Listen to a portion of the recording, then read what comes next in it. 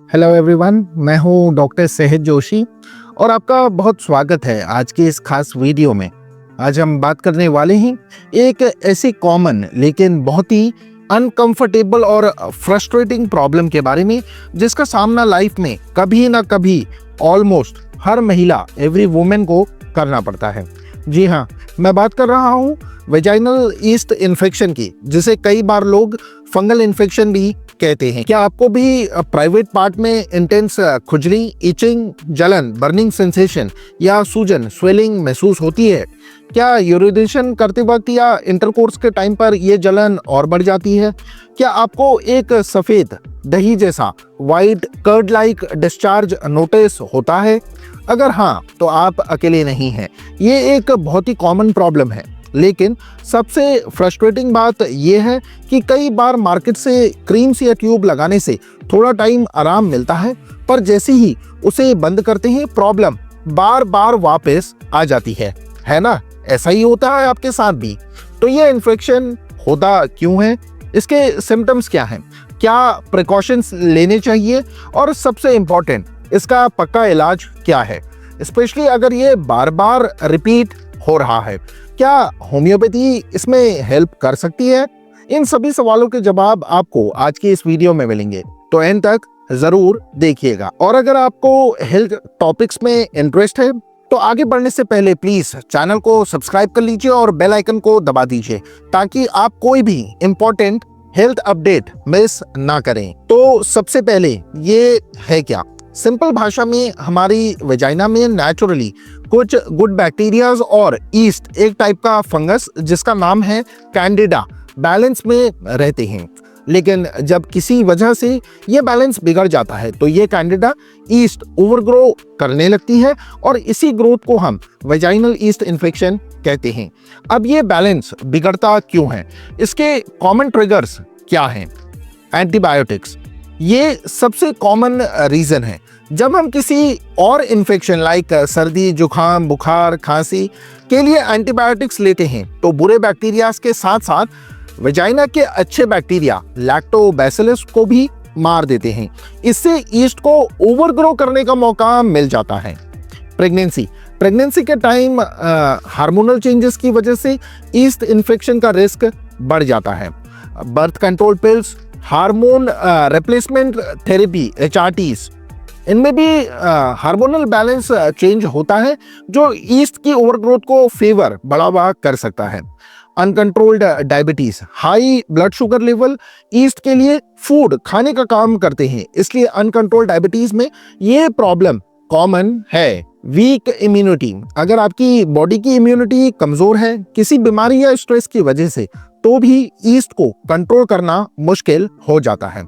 Other factors, बहुत ज्यादा tight non breathable कपड़े पहनना, हार्श केमिकल सोप्स या डाउचेस यूज करना, स्ट्रेस एक्सेट्रा। क्या आपको लगता है कि आपके केस में इनमें से कोई ट्रिगर हो सकता है, स्पेशली एंटीबायोटिक्स? कमेंट्स में जरूर शेयर कीजिएगा अपना एक्सपीरियंस। इसके लक्षण, सिम्टम्स क्या हैं? ध्यान दीजिए, इंटेंस इचिंग, खुजली, वेजाइना और उसके आसपास वुल्वा एरिया में बहुत तेज खुजली होना जो अनबियरेबल हो सकती है, ये सबसे कॉमन सिम्टम है। बर्निंग सेंसेशन, जलन, खासकर पेशाब करते वक्त या इंटरकोर्स के टाइम पर तेज जलन महसूस होना। रेडनेस एंड स्वेलिंग, लालिमा और सूजन, वेजाइनल ओपनिंग के आसपास का एरिया लाल हो सकता है और उसमें सूजन आ सकती है। वेजाइनल सोरनेस पेन, हल्की सोरनेस या दर्द आपको फील हो सकता है। वेजाइनल डिस्चार्ज, ये भी एक इंपॉर्टेंट साइन है। Discharge usually thick white clumpy होता है, जैसे फटा हुआ दूध या कॉटेज चीज पनीर जैसा। इसमें यूजुअली कोई स्ट्रॉन्ग फाउल स्मेल नहीं होती, हालांकि इस ईस्टी खमीरी जैसी स्मेल इसमें हो सकती है। अगर डिस्चार्ज ग्रीन, येलो या स्ट्रॉन्ग फिशी, मरी हुई मछली के जैसे स्मेल करता है तो वो कोई और इन्फेक्शन हो सकता है, जिसके लिए डॉक्टर को मिलना बेहद जरूरी है। इनमें से कौन से सिम्टम्स आपको सबसे ज्यादा परेशान करता है? Let me down below in the comments. अब प्रॉब्लम ये आती है कि लोग मार्केट से एंटी फंगल क्रीम्स या ट्यूब्स ले आते हैं, उसे लगाने से आराम तो मिलता है, सिम्टम्स कम हो जाते हैं, लेकिन जैसे ही क्रीम लगाना बंद करते हैं 2-4 दिन में प्रॉब्लम फिर से वापस आ जाती है। ये साइकिल चलता रहता है। और लोग फ्रस्ट्रेट हो जाते हैं। ऐसा लेकिन क्यों होता है? क्योंकि ये क्रीम्स सिर्फ लोकली टेम्पररी ईस्ट को सप्रेस करती है, वो बॉडी के अंदरूनी टेंडेंसी, इंटरनल प्रीडिस्पोजिशन को ठीक नहीं करती, जिसकी वजह से ईस्ट बार बार ओवरग्रो हो रहा है। इसलिए कहते हैं ना, ये बहुत ही जिद्दी स्टबर्न इन्फेक्शन है। क्या ये फैल सकता है? हाँ, अगर प्रिकॉशंस ना लिए जाए तो इंटरकोर्स के थ्रू ये मेल पार्टनर को भी हो सकता है, जिससे पेनाइल ईस्ट इन्फेक्शन कहते हैं। और डिलीवरी के टाइम मदर से बेबी को भी पास हो सकता है, causing oral thrush in baby. इसलिए हाइजीन और प्रिकॉशंस बेहद ही ज़्यादा इम्पॉर्टेंट है। तो इस परेशानी से बचने के लिए या इसे कंट्रोल में रखने के लिए क्या करना चाहिए? कुछ simple dos and don'ts. Dos क्या करना है? ईट योगर्ट, दही, रोज कटोरी भरकर दही खाएं। इसमें गुड बैक्टीरिया, प्रोबायोटिक्स होते हैं जो ईस्ट को बैलेंस करने में हेल्प कर सकते हैं। Where cotton undergarments, underwear. Cotton breathable होता है, मॉइस्चर अब्जॉर्व करता है। लूज फिटिंग क्लोथ्स पहने। Maintain gentle hygiene. Private area को सिर्फ प्लेन वाटर से या बहुत ज्यादा माइल्ड फ्रेग्रेंस फ्री क्लींजर से साफ करें। आगे से पीछे की तरफ वाइप करें। एरिया को आप ड्राई रखें। Balance diet. शुगर और रिफाइंड कार्ब्स, स्पेशली मैदा एक्सेट्रा कम खाएं, क्योंकि ये ईस्ट शुगर पर फीड करता है। हेल्दी डाइट लें। Manage blood sugar. अगर डायबिटिक हैं तो शुगर को कंट्रोल में रखें। डोंट्स क्या ना करें? Avoid harsh products, strong chemical soaps, perfumed body washes, vaginal douches, sprays use ना करें, ये नेचुरल बैलेंस बिगाड़ते हैं। Avoid tight synthetic clothes, jeans, leggings, synthetic underwears ज़्यादा देर तक ना पहने, स्पेशली गर्मी में, ये मॉइस्चर को ट्रैप करते हैं। Don't ignore symptoms. अगर प्रॉब्लम बार बार हो रही है तो उसे इग्नोर ना करें, प्रॉपर ट्रीटमेंट लें। Avoid unnecessary antibiotics. सिर्फ डॉक्टर की सलाह पर ही एंटीबायोटिक्स लें। No self medication. YouTube video देखकर या केमिस्ट से पूछकर खुद से दवाई या क्रीम ना लगाएं, प्रॉब्लम आपकी बिगड़ सकती है। आप इनमें से कौन से प्रिकॉशंस फॉलो करते हैं या कोई और टिप जो आप शेयर करना चाहेंगे, आपके नीचे कमेंट्स वेलकम हैं। अब बात करते हैं उस ट्रीटमेंट की जो इस स्टबर्न रिकरेंट ईस्ट इन्फेक्शन को जड़ से ठीक करने में मदद कर सकता है। होम्योपैथी। जैसे मैंने पहले कहा, क्रीम सिर्फ टेम्पररी रिलीफ देती है, होम्योपैथी अलग तरीके से काम करती है। ये सिर्फ लोकल सिम्टम्स को दबाने के बजाय बॉडी की ओवरऑल इम्यूनिटी और उस अंडरलाइंग टेंडेंसी, प्रवृत्ति को करेक्ट करती है, जिसकी वजह से ईस्ट बार बार ओवरग्रो हो रहा है। ये बॉडी के नेचुरल हीलिंग मैकेनिज्म को स्टिमुलेट करती है ताकि वो खुद को इन्फेक्शन से फाइट कर सके और बैलेंस रीस्टोर कर सके। इससे क्या होता है, धीरे धीरे सिम्टम्स में आराम मिलता है और सबसे इंपॉर्टेंट, इन्फेक्शन के बार बार वापस आने के रिकरेंस के चांसेस बहुत कम हो जाते हैं। एम होता है लॉन्ग टर्म रिलीफ, ना कि टेम्पररी सप्रेशन। मैंने अपनी प्रैक्टिस में देखा है कि होम्योपैथी से 4 से 7 हफ्ते में ही पेशेंट्स को काफ़ी इंप्रूवमेंट फील होने लगता है।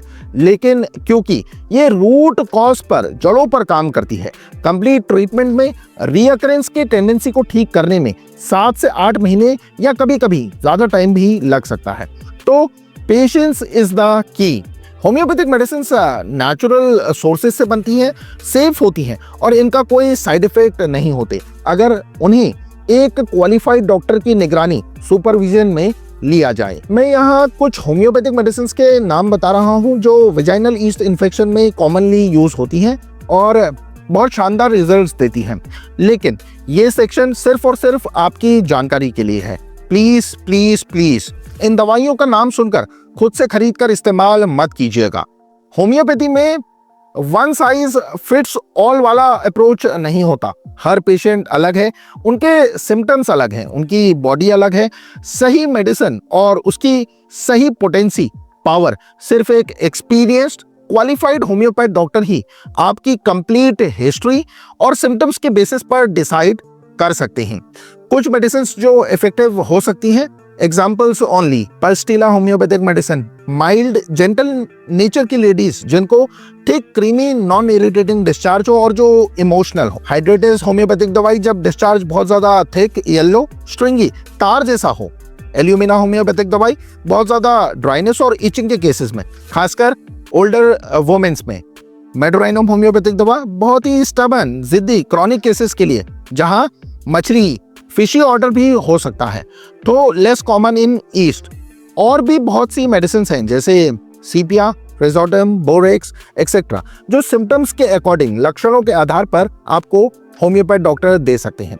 तो पॉइंट ये है कि सही इलाज के लिए सही डायग्नोसिस और सही प्रिस्क्रिप्शन जरूरी है, जो सिर्फ एक डॉक्टर ही कर सकता है। सेल्फ मेडिकेशन से प्रॉब्लम ठीक होने के बजाय और बिगड़ सकती है। तो दोस्तों, उम्मीद करता हूं वेजाइनल ईस्ट इन्फेक्शन के बारे में आपको बहुत से डाउट्स आपके क्लियर हुए होंगे। याद रखिए, ये एक कॉमन प्रॉब्लम है, घबराने की बात नहीं है। सिम्टम्स इचिंग, बर्निंग, डिस्चार्ज को आप पहचानें। प्रिकॉशंस फॉलो करना बहुत इंपॉर्टेंट है। जो आप ट्यूब्स, क्रीम्स लगाते हैं, ये टेम्पररी रिलीफ दे सकती है, पर रीअकरेंस के लिए रूट कॉज, जड़ों पर काम करना बेहद ही जरूरी है। होम्योपैथी रीअकरेंट के केसेस के लिए एक बहुत ही इफेक्टिव और सेफ ऑप्शन है, but it needs patience and professional guidance. कभी भी सेल्फ मेडिकेट ना करें, always consult a qualified homeopath doctor. अगर आपको मेरा ये वीडियो इंफॉर्मेटिव लगा, अगर आपको लगता है कि इससे किसी और महिला की हेल्प हो सकती है जो इस प्रॉब्लम से साइलेंटली सफर कर रही हो, तो प्लीज इस वीडियो को लाइक करें और उनके साथ शेयर जरूर करें। और ऐसी ही ऑथेंटिक हेल्थ इंफॉर्मेशन के लिए मेरे चैनल डॉक्टर सेहत जोशी को सब्सक्राइब करना ना भूलें और बेल आइकन प्रेस कर दें। आपका सबसे बड़ा टेक अवे क्या था इस वीडियो से, या आपका कोई सवाल है, नीचे कमेंट्स में लिखें। मैं कोशिश करूंगा आंसर करने की। अपना बहुत बहुत अच्छा आप ख्याल रखिए, हेल्दी रहिए। मिलते हैं अगली वीडियो में। Take care everyone. धन्यवाद। जय हिंद।